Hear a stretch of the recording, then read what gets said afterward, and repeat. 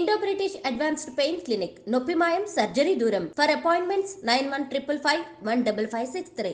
ఆయన యందు మనసుండడం అలవాటైపోయిన వాడెవరో ఆయనను ఈశ్వరుణ్ణి చేరకుండా ఆపగలిగినది లేదు. అందుకే దాని విషయంలో ఒక విచిత్రమైనటువంటి మాట చెప్తుంటారు.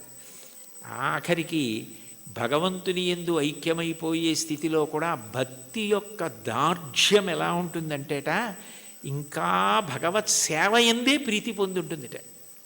అయ్యో చూడండి, దానికి నేను మీకు ఒక ఉదాహరణ చెప్పాలంటే, నాకు కూతురుంది, కొడుకున్నాడు.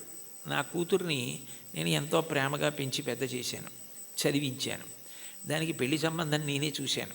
యోగ్యమైన వరుడు, మంచి కుటుంబం అని దానికి పెళ్లి చెయ్యాలని అబ్బో చాలా కష్టపడ్డాను.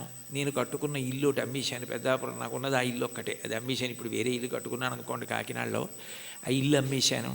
ఆ డబ్బు పెట్టి ఎంతో బాగా పెళ్లి చెయ్యాలని ఎంతో తాపత్రయపడి దానికి నిజంగా అంత బాగా పెళ్లి చేసి కన్యాదానం చేసేసి ఇంటికొచ్చి బావురుమని ఇచ్చాను పూజామందిరంలో. అయ్యో నా కూతురు వెళ్ళిపోతోంది అత్తారింటికని. నేనే కదా కూతురికి పెళ్లి సంబంధం చూసింది, నేనే కదా అవన్నీ చేసింది, మరి కూతురు వెళ్ళిపోతోందని ఏడుపు ఏమిటి అంటే, ఎంత నేననుకుని ఇచ్చేస్తున్నా కూతురు నా ఇంట్లోంచి వెళ్ళిపోతోందని ఏడిచినట్టు భగవంతుని యొక్క భక్తిట మోక్షాన్ని కూడా ఒక స్థితిలో అమ్మో ఆయన ఎందుకు కలిసిపోవడమేనా, ఆయన్ని సేవించడానికి ఇంక అవకాశం ఉంటుందా అంటుంది. భక్తి యొక్క దార్ఢ్యం అలా ఉంటుంది.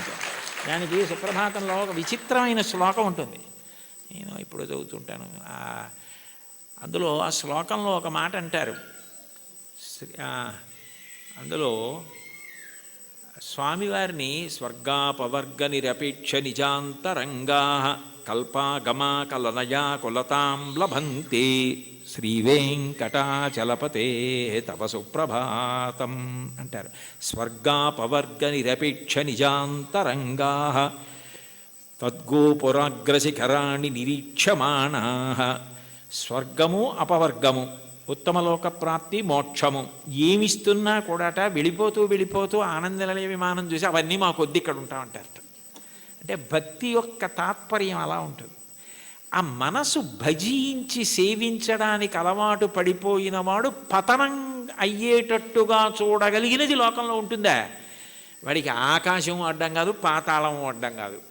పైకి వెళ్ళేవాడికి పాతాళం అడ్డం ఏమిటి? ఎవరికైనా పైకి ఎడుతుంటే ఆకాశం అడ్డం అవ్వాలి, ఇంకోటి అడ్డం అవ్వాలి. పాతాళం అడ్డం ఎలా అవుతుందంటే, కింద పడితే పాతాళం అడ్డం అవుతుంది. బాగా కింద పడిపోదాం అనుకున్నానండి, నాకు పాతాళ లోకం అడ్డొచ్చింది అనాలి. ఈశ్వరుణ్ణి చేరాలనుకున్నవాడు పైకి ఎడతాడు కానీ కిందకి ఎడతాడా? అంటే ఒకవేళ ఓ తప్పు చేసి కిందకి వెళ్ళిపోయినా ఈశ్వరుడు వాడిని ఏం బాధ పెట్టడు. వాడిని మళ్ళీ పైకెత్తే పూచి ఆయనే తీసుకుని పైకెత్తుతాడు. అందుకని పాతాళం అవడం అవదు, కింద పడ్డా కూడా వాడికి అంత కింద పడ్డా అంత పైకి ఎక్కుతాడు. దానికి ఉందా అంటే ఉంది. ఉదాహరణ బలిచక్రవర్తే ఉన్నాడు. అంత ఇంద్రుణ్ణి గెలుద్దామనుకున్నవాడు గెలవలేక గురువుగారిని శుక్రాచార్యుల వారిని పట్టుకుని విశ్వజిత్ యాగం చేసి అగ్నిహోత్రంలోంచి బంగారు రథం, గుర్రాలు, గొప్ప గొడుగు, అక్షయబాణ తూణీరాలు, ధనస్సు అన్నీ పొంది ఇంద్రుణ్ణి ఓడించి అంత గొప్పవాడైతే ఇంద్రుడు బృహస్పతి దగ్గరికి వెళ్ళాడు. ఆయన గురువుగారు శుక్రాచార్యుల వారిని ఆశ్రయించాడు. నేను మా గురువుగారు మీ దగ్గరికి వచ్చాను, నేను ఎలా ఓడించాలి బలిచక్రవర్తిని అడిగాడు. నేనా శుక్రుడా వదిలేయి, గురువుల అనుగ్రహం పొందిన వాణ్ణి పాడు చెయ్యగలిగిన వాడు ఉండడు. బలమునవానికి వృద్ధి వచ్చే గురువుగారి మాటల వల్ల వృద్ధిలోకి వచ్చాడు. వారి పాటింపకిక మీద వాడి చెడును. ఒకనాడు గురువుగారి మాట వినడవు, అప్పుడు పాడైపోతాడు. అప్పటి వరకు నువ్వు ఎదురు చూడంతే. గురువుగారి మాట వినకుండా ఎప్పుడు ఉంటాడో అప్పటి వరకు ఎదురు చూస్తూ ఉండన్నాడు. గురువుగారి మాట వినకుండా చేయగలిగిన వాడెవరు? ఆ తెలివితేటలు ఒక్క విష్ణువే. అందుకే ఆయన వామనమూర్తిగా వచ్చాడు. వచ్చి 3 అడుగులు చాలన్నాడు. 3 అడుగులు ఏమిట్రా బాబు, నేను మహారాజుని, నువ్వు ఏమైనా అడుగు, గొడుగు, ఆఖరికి నీకు నేను ఏవైనా పెద్ద పెద్దవి ఇస్తాను తప్ప ఇది ఎక్కడి ప్రారంధం, నువ్వేమో 3 అడుగుల నేల ఇమ్మంటా ఏమిటి, 3 అడుగుల నేల అడక్కు, ఇంకేమైనా అడుగని పాపం ఎన్ని అడిగాడు. వరచేలములో, మాడలో, ఫలములో, వన్యంబులో, గోవులో, హరులో, రత్నములో, రథములో, విభృష్ణాన్నమో, కన్యలో, కరులో, కాంచనమో, నికేతనములో, భూములో, ధరణీఖండమో కాక ఏమడిగేదో ధాత్రి సురేంద్రోత్తమ, ఏం కావాలో అడుగన్నాడు. అబ్బెబ్బే ఒంటివాడ నాకు 1-2 అడుగుల మేరయిమ్ము సొమ్ము మేరయొల్ల కోర్కె తీర బ్రహ్మ కూకటి ముట్టెద దానకుతుక సాంద్ర దానవేంద్ర, నేను ఒంటివాణ్ణి, నాకు 1-2 3 అడుగులు ఇయ్యి అన్నాడు. 2 అడుగులతో భూమి ఆకాశాలు కొలిచి 1 అడుగు బలిచక్రవర్తి తల మీద పెడతాడు. 1-2 అన్నాడు, 3 అడుగులు అనలేదు. ఇమ్మన్నాడు. ఇస్తానన్నాడు. ఇస్తానంటే శుక్రాచార్యులు వారు పరిగెత్తుకొచ్చారు. ఒరే నాయన, వచ్చినవాడు విష్ణువురా, ఇవ్వకు పాడైపోతామన్నారు. విష్ణువు అయితే మాత్రం నాకు పట్టిన గొప్పతనం ఎవరికి పట్టింది? ఆదిన్ శ్రీసతి కొప్పుపై తనువుపై అంశోత్తరీయంబుపై పాదాబ్జంబులపై కపోలతటిపై పాలిండ్లపై నూత్న మర్యాదంచెందు కరంబు క్రిందగుట ఆపై నా కరంబుంట మేల్ కాదే రజ్యము గిజ్జమున్ సతతమే కాయంబు నా పాయమే. అందరికీ అన్ని ఇచ్చే లక్ష్మీపతి, లక్ష్మీదేవి ఒంటి మీద చెయ్యేస్తే ఆవిడ అబ్బాని పొంగిపోయేటటువంటి చెయ్యి కింద అవడమా, పైన నేను చెయ్యి పెట్టి ఇవ్వడమా? ఇది చాలు, పోతే పోని అన్నాడు. గురువుగారి మాట తిరస్కరించాడు. పోయింది రాజ్యం అంతా. 3వ అడుగు ఎక్కన పెట్టనన్నాడు. నా సునృతంబుగా నినుడువదు నా జిహ్వ బొంకజాల నాకు బొంకు లేదు, నీ 3వ పదము నిజము నా శిరమున నెలబు చేసి పెట్టు ఈశ్వరా అన్నాడు. నేను అబద్ధం అన్నాయా? 3వ అడుగు ఇక్కడ పెట్టేయి అన్నాడు. పాతాళానికి తొక్కేశాడు. అంటే పడిపోయాడా? ఏదైనా పోగొట్టుకున్నాడు, కానీ మాట తప్పకుండా భక్తితో అలాగే నిలబడ్డాడు. ఆ భక్తికి ఆయన ఏం చేశాడు? తాత్కాలికంగా నువ్వు అలా ఉంటావు, కానీ సావర్ణి మనువు వేళకు దేవేంద్రుండకు నితడు దేవతలకు దుర్భాసితమకు నాచోటికి రావింతును అందు మీద రక్షింతు దయన్. నేను సావర్ణి మనువు వేళకి ఇతన్ని నేను దేవేంద్రుణ్ణి చేస్తాను, అప్పుడు ఎవరు ఇతన్ని ఏం చేయరు. ఇతను పాతాళంలో ఉన్నా నా సుదర్శన చక్రం కాపాడుతుంది, రోగాలుండవు, ఇతన్ని ఎవ్వరూ ధిక్కరించడానికి వీల్లేదు. ఇతను దేవేంద్ర పదవి అయిపోయిన తర్వాత చూడ్డానికి కూడా వీలు కాని వైకుంఠానికి తన్ని పిలిపించి నా యందు ఐక్యం చేసుకుంటానని వరం ఇచ్చాడు. పాతాళానికి పోతే మాత్రం ఏమైనా అడ్డమైందా? మళ్ళీ ఎగిరి ఎంత దూరం వెళ్ళాడు, ఏ స్థాయికి వెళ్ళాడు? భగవంతుని యందు భక్తి నిలబడినది నిజమైతే నిన్ను అడ్డగలిగినది లేదు.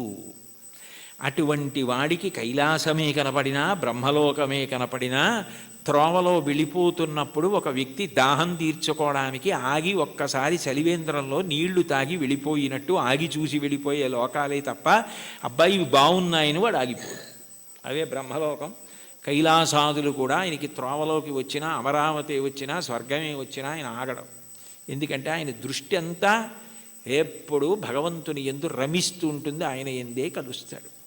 దానికి కావలసినది సద్గురు బోధ అంటారు. చెప్పకుండా చెప్పడం, అన్యాపదేశోపదేశము అని పైకి చెప్పకుండా చెప్పడం. నేర్చుకోవలసినది ఏమిటంటే ఎప్పుడూ భగవంతుణ్ణి స్మరించగలిగినటువంటి మనసుని నీలో నువ్వే పెంపొందించుకో. ఉద్ధరేణ ఆత్మనాత్మానం ఆత్మానవసాదయేత్ ఆత్మైవరాత్మనా బంధు ఆత్మైవ రిపురాత్మన. నిన్ను నువ్వు ఉద్ధరించుకోవాలి. నీకు ఆకలిస్తే నువ్వు అన్నం తినాలి, నీకు నిద్ర వస్తే నువ్వు నిద్రపోవాలి, నిన్ను నువ్వు ఉద్ధరించుకోవాలి. నీకు నువ్వే మిత్రుడు, నీకు నువ్వే శత్రువు. నీ మనసు లౌకిక విషయముల యందు మాత్రమే అనురక్తమైతే నిన్ను బాగు చేయగలిగిన వాడు ఎవ్వరూ ఉండడు. నీ మనసు భగవంతుని యందు రమించడం అలవాటైతే నిన్ను ఎవ్వరూ ఉద్ధరించక్కర్లేదు. అది నీ అంత నువ్వుగా ఆ భక్తికి ముహూర్తాలు ఉండవు. వచ్చే ఏకాదశి నుంచి భక్తిగా ఉంటానండి అంటే అదేమైనా శంకుస్థాపన, గృహప్రవేశమా? భక్తిగా ఉండడం అన్నది మనసులో భగవంతుని యొక్క చింతన చేత వస్తుంది. ఎంతటి మహోపకారి అన్న భావన అది కలిగితే ఆయన ఆరాధన యందు లౌల్యము కలుగుతుంది. ఎప్పుడెప్పుడు ఆరాధిస్తానా, ఎప్పుడు కాళ్ళు కడుగుతానా, ఎప్పుడు అర్ఘ్యం ఇస్తానా, ఎప్పుడు ఆచమనీయం ఇస్తానా అని మనసు కొట్టుకుపోతుంది. అర్చాలౌల్యా సంతతం చంద్రమౌళే పౌనఃపుణ్యం విష్ణునాంనాంచ పాఠ ఏకం చాసౌ బోధతే దేవతానాం అంటారు మహాస్వామి వారి గురించి. అటువంటి స్థితి కలుగుతుంది.